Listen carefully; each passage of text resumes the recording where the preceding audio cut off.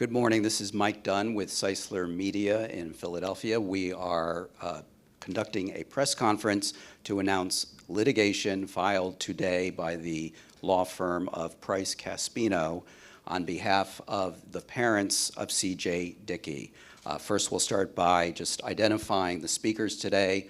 At the far end is Michael Caspino, Nicole Dickey, mother of C.J., Calvin Dickey Sr., father of C.J., and attorney Stuart Price of Price Caspino. We're going to start with some opening statements from our speakers, and then we'll open the floor to questions. We have reporters in the room. We also have, I know, a number of news media outlets on the live stream, so if any reporters or assignment editors have questions on the live stream, feel free to leave those questions in the chat. But for right now, we'll turn it over to Michael Caspino. Good morning, ladies and gentlemen. Ladies and gentlemen, this is Calvin Dickey Jr., goes by CJ. He was a superb athlete. He was a great student and an unbelievable human being. And on July 12, 2024, he died a very painful, very brutal death because of the football coaches at Bucknell University. Ladies and gentlemen, today we filed a lawsuit against Bucknell University, against John Bravman, its president, against members of the athletic department and coaches for one main reason. Despite the fact that C.J. Dickey died nearly 9 months ago, the school has withheld, is not telling his parents the circumstances and the facts around why he died. They refuse to tell them the story about how their son died. 9 months later, we are aware, the school has told us, they have conducted an exhaustive investigation, they have reports from experts, but they will not tell the Dickeys what happened. They are hiding what happened, and we are forced to file this lawsuit so that we can find out the truth. Now, ladies and gentlemen, the death of C.J. Dickey. He died of rhabdomyolysis. Rhabdomyolysis is a condition where your muscles are so overworked that they start to secrete toxins that kill off your organs.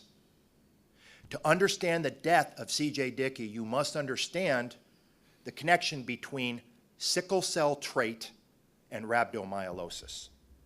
If you have sickle-cell trait, you are 200 times more likely to get rhabdomyolysis. And the medical community and the sports community have known that for over 50 years. In 2010, the NCAA mandated that every football player, before they get on the field, is tested for sickle cell trait.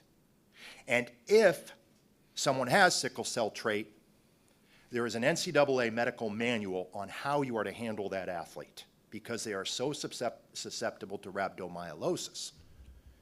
If an athlete has sickle cell trait, they are not to be worked out hard on their first day of practice. They are not to do sprints. They are not to do up-downs. They are to be eased into their practice regimen. Otherwise, they can get rhabdomyolysis. So, prior to showing up for football camp, C.J. Dickey took his medical tests, and he had sickle cell trait. He was positive. The university knew this. A trainer called his mother to discuss this. And it was assumed by everyone that the university would act in a responsible manner and abide by the NCAA medical manual, a manual that is supposed to be followed with sickle cell athletes. So what happens? CJ shows up for his first day of practice. His mom and dad moved him into his dorm. And there's a gentleman by the name of Mark Kulbis, who is the strength and conditioning coach for Bucknell. And every year, he has something he calls setting the tone. He takes the freshmen and he brutalizes them. He works them till they vomit. He works them out until they pass out. Mark Kulbis had a workout with C.J. Dickey, a young man who's supposed to be eased into his practice, and made him do 100 up-downs. Burpees, they're sometimes called, where you throw yourself down on the floor and have to jump up in a period of 20 minutes. CJ was falling behind the group. Now, I want to stop for a minute and say something. No explanation has been given to these parents. So we, along with 32 investigators that we retained, went out and tried to find the facts of what happened. And our investigators interviewed students who were present for the workout, former employees, and we've had other people from the Bucknell community call us who are whistleblowers to tell us they know what happened. So we know some of the facts of what happened, but there are a lot of gaps here. And what we do know is this. He was made to do 100 up-downs. He was falling behind the rest of the group. The students who were present at the workout were cheering him on. Come on, CJ, you can do this. Clearly, the students, 18-year-old kids, saw that he was in distress. But Mark Kulbis, the strength and conditioning coach, made him continue. He passed out, hit the floor. He went to the hospital, and 2 days later, he was dead. He died a horrible, painful death that was 100% preventable. All of the medical literature says the same thing. If you have sickle cell trait, all injury, including rhabdomyolysis, is completely preventable. You can live your life with sickle cell trait with no problem as long as routine precautions are taken. Ladies and gentlemen, this is a very, very sad situation. And Bucknell is being despicable and is causing unbelievable amounts of pain for our clients who lay awake every night wondering what happened to their son, because Bucknell has decided to keep it a secret and not tell them how their son died. I'd like to turn it over to Mr. and Mrs. Dickey. Thank you. Hi, my name is Calvin, and we're filing this lawsuit today because as parents, we need to know what happened to our kid, what happened to our son, CJ. CJ was a bright, very humble young man. He was very much in shape, and he was the type of kid, that got you kid, that always looked out for the little person. And he was the type of son that I have always wished I was. And never would I ever wish this on my, anyone to go through this again. Excuse me, I'm sorry. Growing up, I was fortunate to have him, and I was there as a father, going through his baseball games, football games. He's played sports for most of his life. Never did he have any issues with practicing or not being able to finish a practice, anything of that nature. As far as being on the football team in his high school, he was the only player to actually play both ways on offensive line and defensive line. Barely came off the field, no issues. So it pains me to try to understand as to why he would collapse on the first day of practice at Bucknell. As parents, I think Bucknell owe us an explanation. They owe us the full and accountable details as to what happened to our son that day. And we have made several attempts to get this information from them, and we are at our wits' end as to what do we do next. We didn't want to do this, but we felt the only way that we could get the information that we need is to file this lawsuit. The second reason we're here is the pain and grief that my wife and I have gone through every night. Watching my son in this hospital, just health deteriorating very fast, and the things that he went through. We don't want another athlete, another family, another brother, another cousin to go through this type of agony, pain, and death, especially when it's not necessary or completely avoidable. Completely.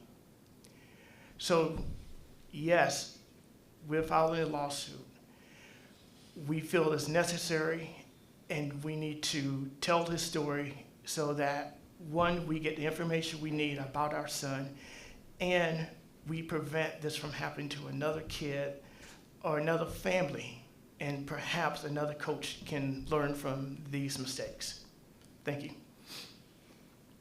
As CJ's mom, it's not a whole lot I can add. I had everything prepared.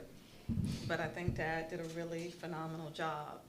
The only thing I want to share about CJ and why my husband and I were always those kind of parents that we were at everything is that this year will make 30 years that we would have been married. 10 of those years, we suffered infertility. We suffered a stillbirth. And we said, you know what? God has us. And we said, there are children in this world, and we can be parents. And we decided to adopt. And we brought home our daughter, and I felt so happy and so blessed. And literally, I'm on adoption leave, and I find out I'm carrying CJ. I said, God, you have given me something to treasure. And that was our life. I mean, for 18 years, CJ felt like he was sent from heaven.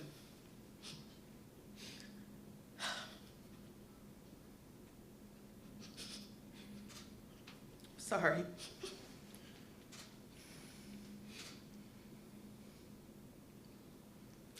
He loved everybody. He loved life. This kid studied hard. He was on a roll. He was like, you know, wow, I want to be a pharmacist, and I'm going to work towards that goal. And so when he graduated after being sometimes a 3-sport athlete, he was able to graduate with 3.8 GPA, taking advanced level courses, while still doing football, baseball. And he didn't just do football. He made it his life mission. He didn't have a part-time job. His job was working. When he played baseball, my son was the one that is the designated hitter. Let me just pause. I don't like sports. I don't like football. I don't watch baseball. But for this kid, I was at every game, every weekend, wearing proud t-shirts, standing behind the umpire, screaming. I was that mom. And CJ every day would say, Mom, I appreciate you. Dad, thank you. Sister, I know you don't want to be here, but thank you. That's the kind of kid he was. At his graduation dinner, he looked across that room and he said, you are all the people that have been here supporting me at my baseball games, at my football games, and I thank you. And I'm going to do you proud. So when we dropped him off at Bucknell, we went as a family. So we were there. And there's nothing like a mother. I'm like, I got this. I'm going to work, take some calls, and we're going to have dinner. And that call that we got, that CJ had a collapse, no parent, absolutely no parent ever wants to get that call. This kid has never even been in the hospital. The worst injury he had was a fractured big toe sliding into home plate. In 2 days, he was gone. We didn't just grieve, that village grieved. I had guys, offensive linemen, young men crying on my shoulder. They go by his grave. They clean it off. They said, "Mama, we got you." Because CJ was that kind of kid. He was that "I got you, coach" kid. We're here today because it is unconscionable. It is unconscionable that someone is sitting on the truth. And we have asked nicely. I have pleaded. Please tell me what happened from a day one exercise where CJ said, "I got my number 50, Mom." I'm a little bit embarrassed. Who collapses on the first day? I said, "Don't worry about it. We just need you to get healthy." There is no embarrassment in having a moment. The embarrassment is not yours. The embarrassment is for the adults that were in that room, the adult. The embarrassment is for people that are in leadership positions. It is not yours, my child. So we're here today, and we're only at this point because we have exhausted everything to get that truth. There cannot be silence. There does not need to be silence. It does everyone a disservice. Everyone. And like my husband said, we do this for CJ. We do this for every young man on that team and anybody that comes after him and anyone at any university. There should be at no time that a young person will lose their life for a game or for practice. One of the things I read up on, because I've been trying to educate myself on sickle cell traits, because I have sickle cell traits. CJ has had it his whole life. And one thing that I read up on is that they call July and August the killing season because so many young lives are lost. And we have to stop. We have to stop. So we're here. And we keep talking about we need to turn this pain into purpose. And so the real second reason is that nobody needs to die. Nobody has to. It is 100% preventable.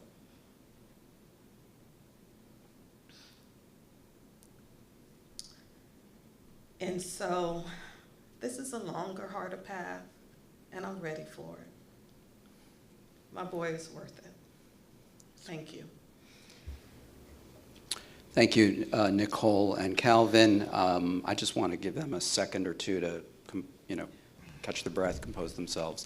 I know we had a little audio glitch at the very beginning, so I was just going to reintroduce Michael Caspino, Stuart Price of the firm Price Caspino, which today, as Michael explained, filed litigation against Bucknell University. We have some reporters in the room, and we also have a number of news outlets who are monitoring the live stream. We want to give both an opportunity to ask some questions. So first, we wanted to open up the floor to Zoe or Matt. Did you have any questions? Matt? Oh, give me 1 second. Yeah, Michael. Yes. Were there any steps that they should have taken immediately after the collapse that you know of? I know you walked through what should have been done ahead of time, but. Sure. First off, what we found in our investigation is that Bucknell University's athletic department has severe financial strain. Prior to this season, they cut half of their trainers. Under NCAA rules, there was supposed to be a trainer in the room during all workouts. The trainer was not present. It's a violation of the NCAA rules. The Pascucci Center is their weightlifting area. Pascucci Center is a new center there. Every athletic facility in the NCAA is supposed to have an EAP. That's an emergency action plan. In case a student passes out, in case there's a problem. There was no EAP for the Pascucci Center, which delayed the fire department and the EMTs getting there. So, what do we have that happens? There's no trainer there. And I dare say that the trainer, and we've come to know who she was and that she was very, very good at what she did, would have probably stopped Kulbis, would have probably stopped him from running this kid into the ground knowing that he had sickle cell trait. That's number one. Number two, they didn't even have an emergency action plan there to respond to this type of problem. So there is a lot of culpability we found out on Bucknell's behalf within the administration. But the response to what happened to CJ was definitely insufficient.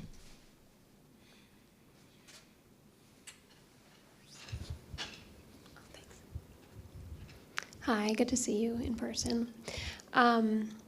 I was wondering if you could share a little bit about the communication you had with Bucknell in the last 9 months, kind of what conversations happened. Yes, thank you.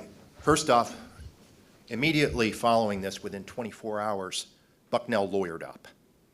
They immediately stopped all communication. They immediately went into a lawyered up mode. We have been pleading with Bucknell for the facts. Here is Bucknell's position. They will tell our clients everything that happened if they reach a financial settlement with the university and if they swear under an NDA never to tell the world what happened to CJ. Our clients will not agree to that. They want to know what happened to CJ. They want to know what can be done to make sure this never happens again to any other child. So the communications we've had from Bucknell, and let me stop you for a minute. At one point, Bucknell said they would tell us exactly what happened if they signed a non-disclosure agreement, and my clients signed it. What we got back from Bucknell was a page and a half that had no facts in it, and in fact, the facts that were in there, we've come to find out, were untrue, were not true. And I have an email from the Bucknell attorney even last week saying, if you just settle with us, we'll tell you everything that happened. Bucknell is doing everything it can to hide the facts surrounding CJ's death from not only our clients, but from the public, from the NCAA, from governmental entities. So I dare to ask, what in the world are they hiding? What is so bad that they can't tell the parents, the grieving parents of a son who died, what happened, and don't want to share it with the world? What is so bad here that they're hiding? Thank you, Mike. Do we have any questions from the media in the chat? If any media outlets are monitoring this live stream and have a question, please put it in the chat now, and we'll try to get to that. Matt, Zoe, are you folks good, or did you have any follow-up? Zoe, 1 second, Zoe. Thanks. Do you know whether Mark Kolbis knew about the positive test for sickle cell trait, or is part of the question whether he knew? That's a great question.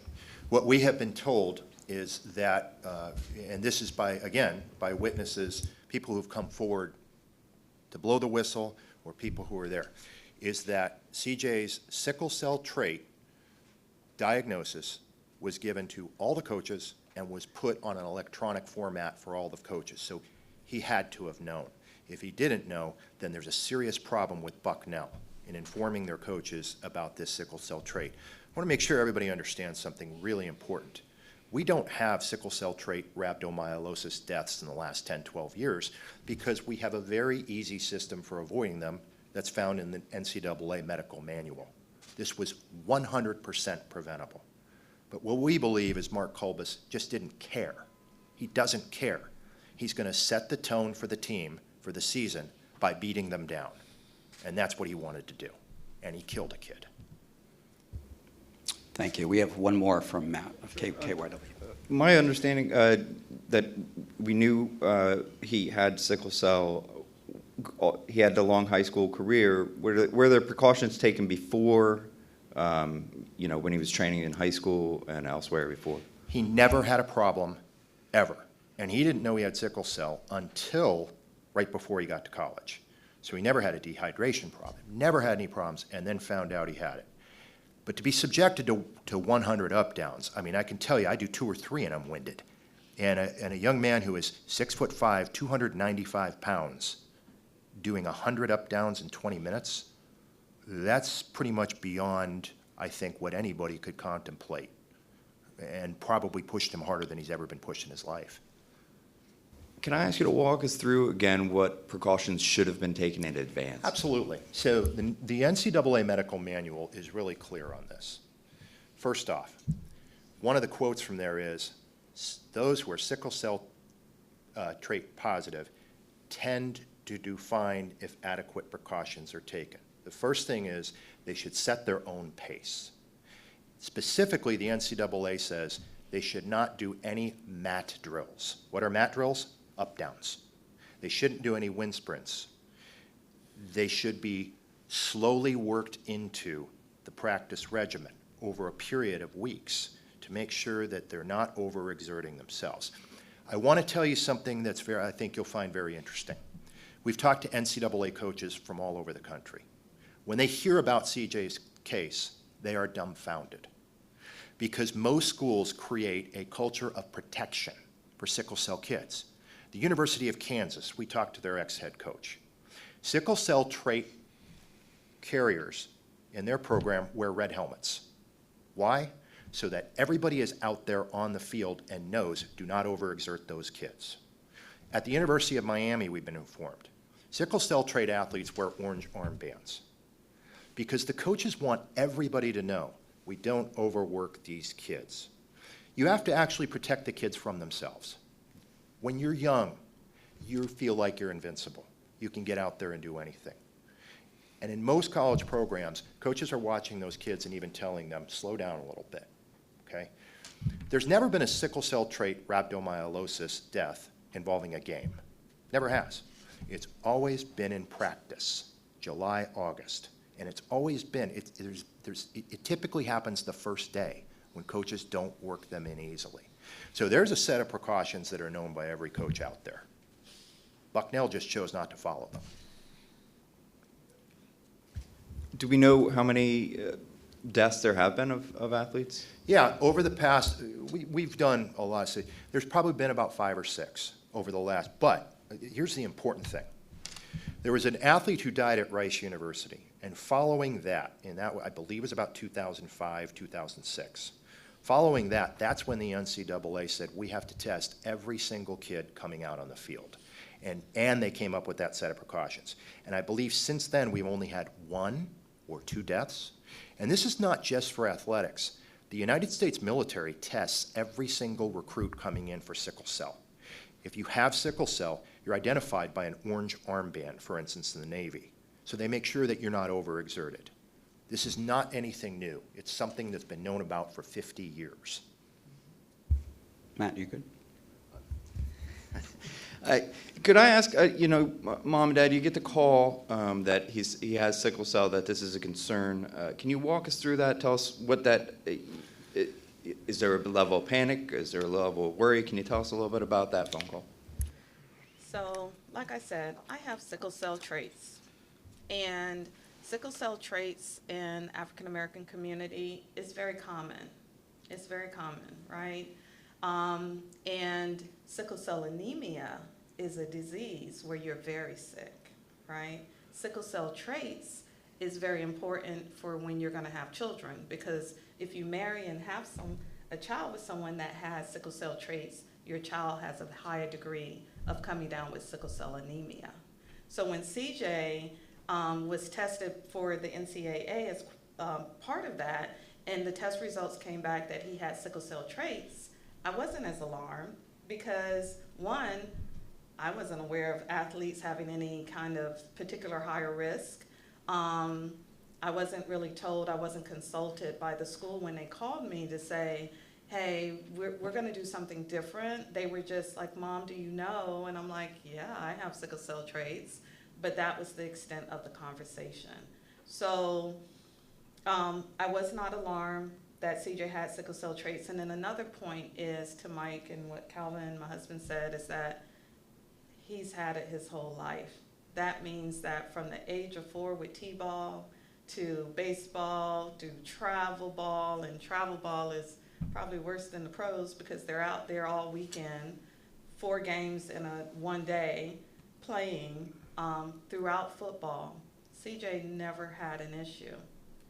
He never had any kind of medical concern where the doctor, his pediatrician that he's had for life, has said, oh yeah, Mom, like, wow, maybe we need to have him tested for this. Anything that came up, we take CJ and make sure and follow up on.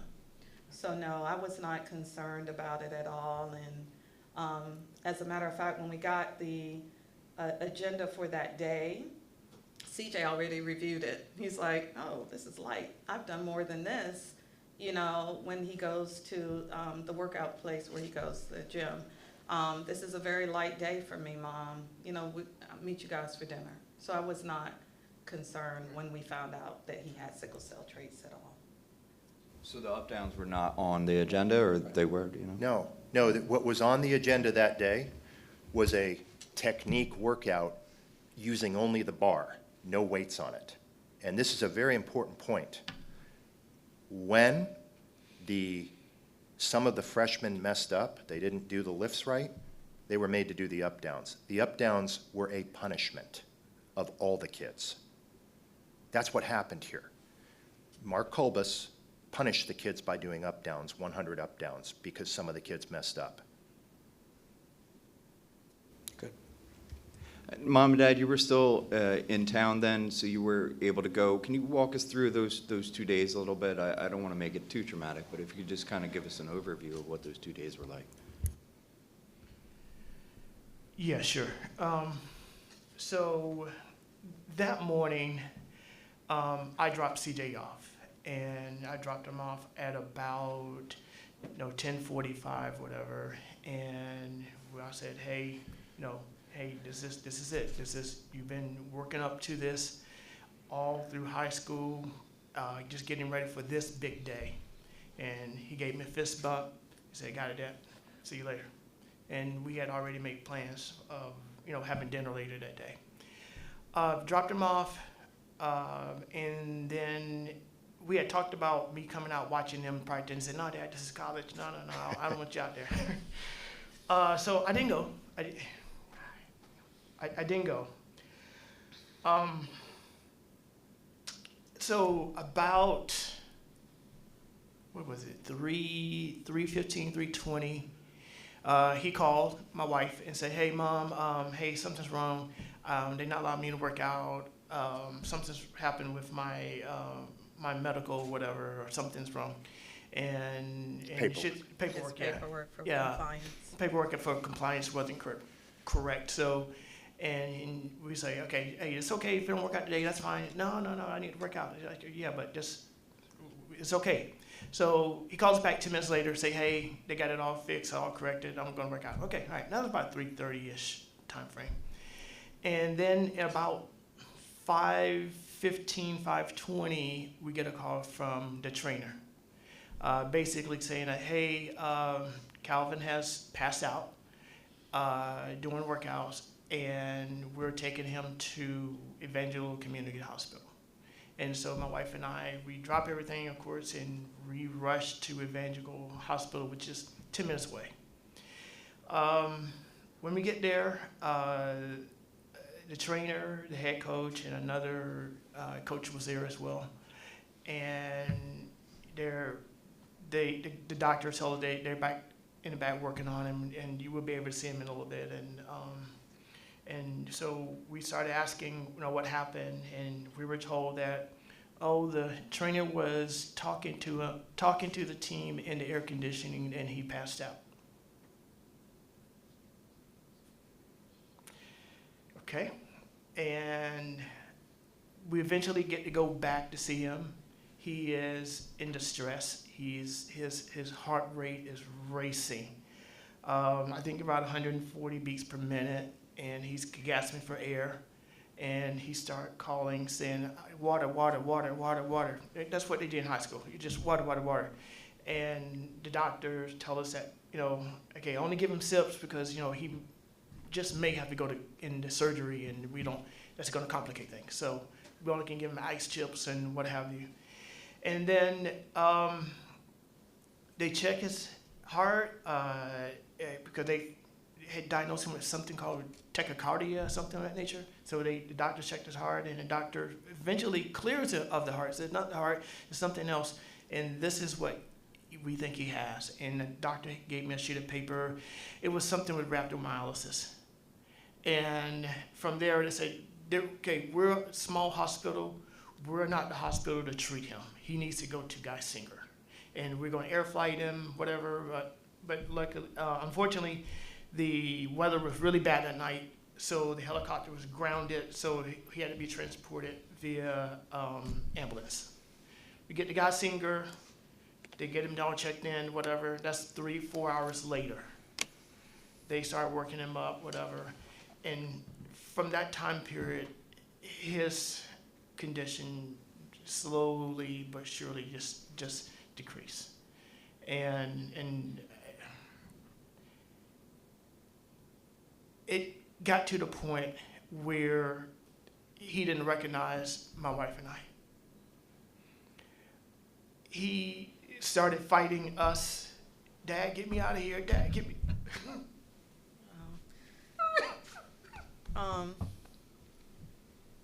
So yeah, that's very important for people to know how hard it is that when you have rhabdo, it attacks the body. So at the first hospital, we were already told that his kidneys had stopped functioning. The second hospital, they put him in intensive care because they knew that he was in a bad shape. So they knew that CJ could potentially not live. They knew that. And the doctors were trying everything to save him. Dialysis, ECMO machine, they had to sedate him once he got to the point where he was not recognizing us as parents, just so that he didn't, because he's a strong kid. He was trying to pull it out. He said, I want to get out of here. I don't know who you are. I want to, so we were dealing with quite a bit. It is the kind of death that no person ever wants to experience, that no person should ever experience. So CJ suffered. He suffered from a day one practice. Maybe if I can just expand on something that I think is important here. Ultimately, CJ went into what's called compartmental syndrome. The muscles on the right side of his body began to expand so large they were going to burst through the skin. It's kind of like a sausage on a barbecue where it starts to expand. Doctors had to do emergency surgery where they opened his muscles, a fasciotomy, all the way down his right side, and left the incisions open all the way down his body, bleeding everywhere. He went into cardiac arrest during that surgery, but was revived. The next day, the doctor came, or I'm sorry, hours later, the doctor came in and said he now has compartmental syndrome on his left side. We're going to have to do surgery, and we don't have time to get him to the ER. We're going to do the surgery bedside, open up all of his muscles without the benefit of anesthesia, and laying in bed in front of his parents. Doctor went and grabbed a scalpel to start doing it immediately in the bed. CJ went into cardiac arrest over and over again while his parents were in the room watching. There is blood everywhere because all of his muscles had been opened, and the young man's in cardiac arrest with doctors all over him trying to revive him. After about 20 minutes of CPR, the doctors went to Nicole and to Calvin and said, there's nothing much more we can do. Do you want us to continue? And they had to make the most difficult decision a parent could ever make, to let their child go to God. And they requested that they stop. That is a scene that no parent should ever have to see. That is a scene that is horrific. And they've had to endure this. They've had to endure it without an explanation from the school as to what happened. If I can just add Please. one thing. Throughout this entire 2 days, there was staff from Bucknell right beside us. I felt assured that at the end of this, they would be more than willing to give us more details. At that time, it was about saving my child's life. I didn't ask anything. I did not assign blame. And my husband, he's a good old Southern boy. He was very respectful. He was very open to them being there. He asked the doctors, please share. You can talk freely, you know, with Bucknell being there. We have not tried to hide anything. We've been very open. So we truly expected that they would be just as open and transparent after they witnessed us suffering. They witnessed, my husband is an identical twin. The first person he called when that doctor walked in and said, CJ's heart stopped, was his twin brother. You could hear my twin, his twin, shouting throughout that waiting room, and they were there with us. Sorry. No, thank you. Mike or Stuart, did you have any closing thoughts? We are at time, and we're going to wrap on questions, but we just wanted to give you guys one more chance to kind of. No, I think we're done. We're I good. think we're done. The only thing is I hope someone from Bucknell watches this and says, we need to do the right thing and tell this family what happened. Very That's good. all we hope for. Thank you. Again, this has been a press conference and live stream to announce litigation against Bucknell University filed by the law firm of Price Caspino.